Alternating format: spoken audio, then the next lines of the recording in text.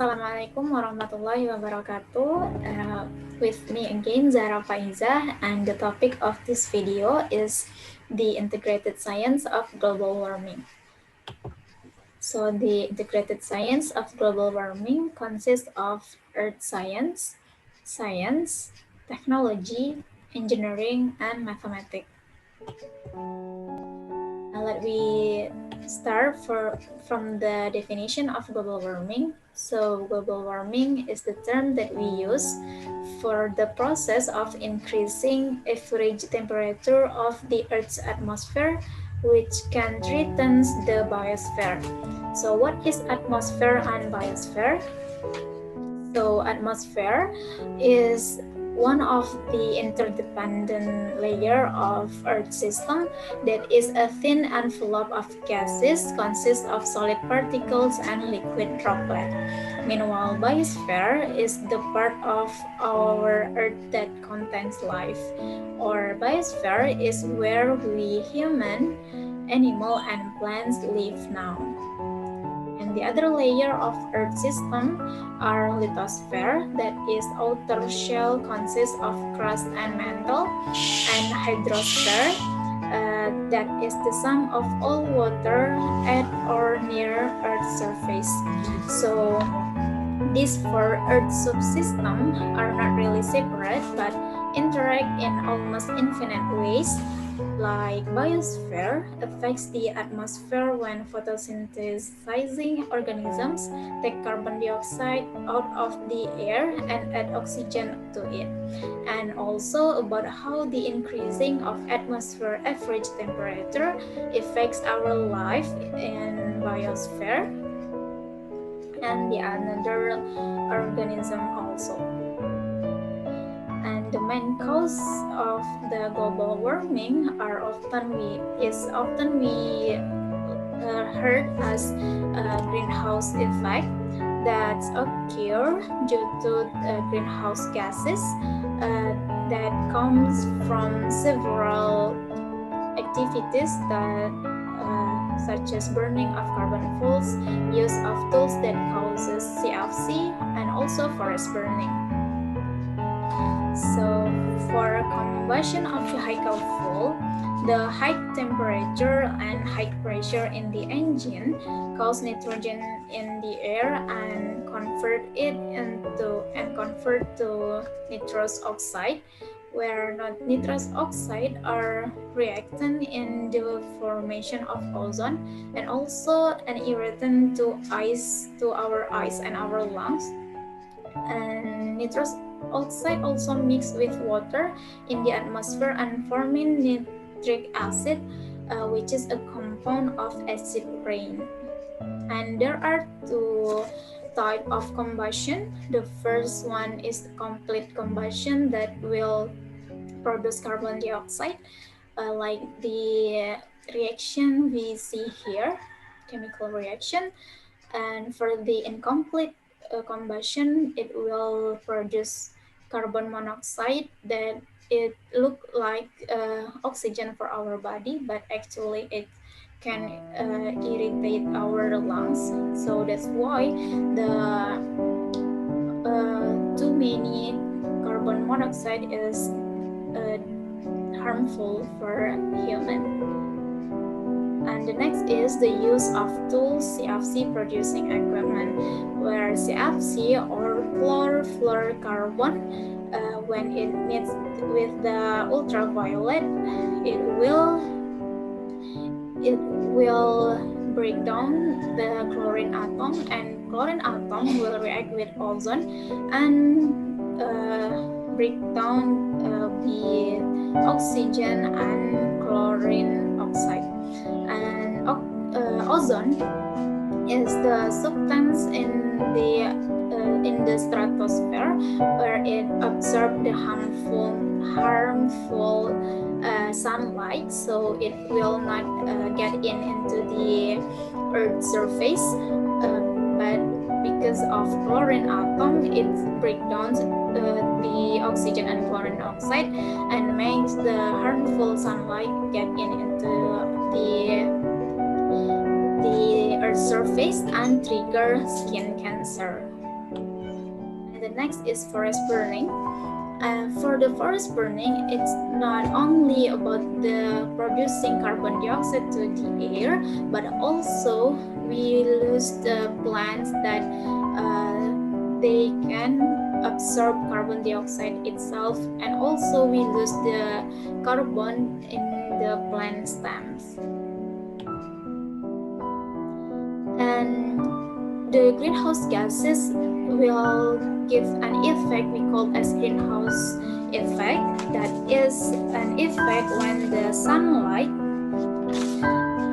sunlight get into the earth's surface, most of it will be absorbed by the ground, and the ground will warms up and emits energy in the form of heat, and the heat is in the form of a wave is called as infrared.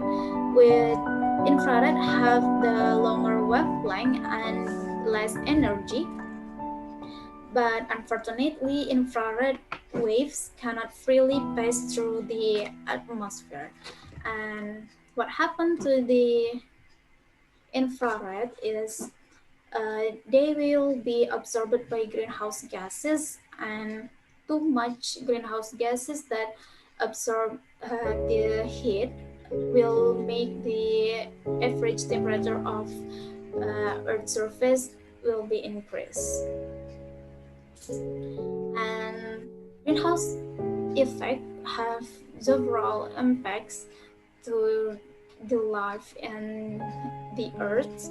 The first is big thaw, and as we know that increasing temperature will make ice melting, and it also happen in our earth in the pole ice melting and make the polar bear and the other arctic animal lose their habitat.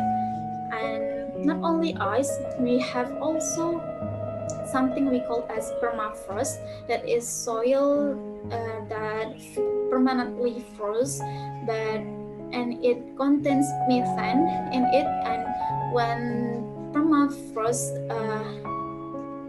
getting melt because of global warming, it will release methane, methane and the fact is methane also the one of greenhouse gases, and it 20 times more efficient in trap the heat more than the carbon dioxide.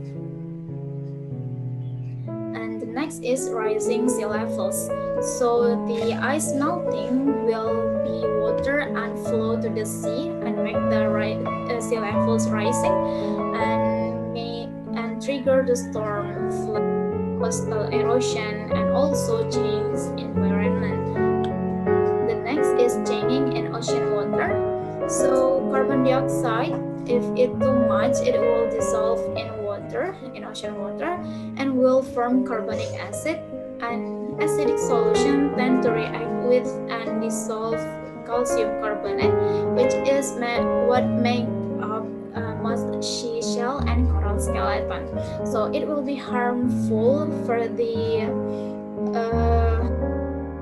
organism that has shell made of calcium carbonate and also coral.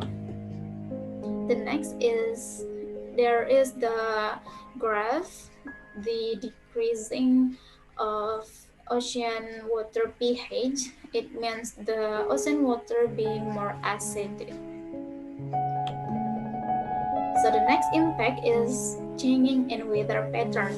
So when the ground and water getting warmer, it means that the air above the surface will heat and expand more quickly, and it will produce a condition where the pressure will be low and the humidity will be high, which is this condition is the perfect condition to make storm and the another weather anomaly. And the next is changing and living things.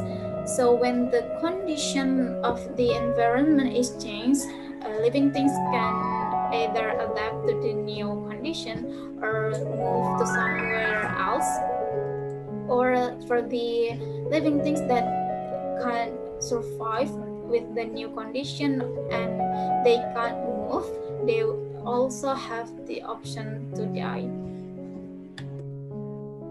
And for social impact, for us human, we there will be a movement for us to search the more comfortable place to live. And also global warming will trigger famine, because if the plants that we use to be food is hard to plant, so we will there will be famine. So there are several solutions to deal with global warming. The first is changing energy use pattern by doing energy conservation. Like we can be wise to in using electrical equipment, and also we can don't use the personal vehicle to go somewhere that have short distance, and maybe we can take a little walk. And the second is changing pattern of energy change.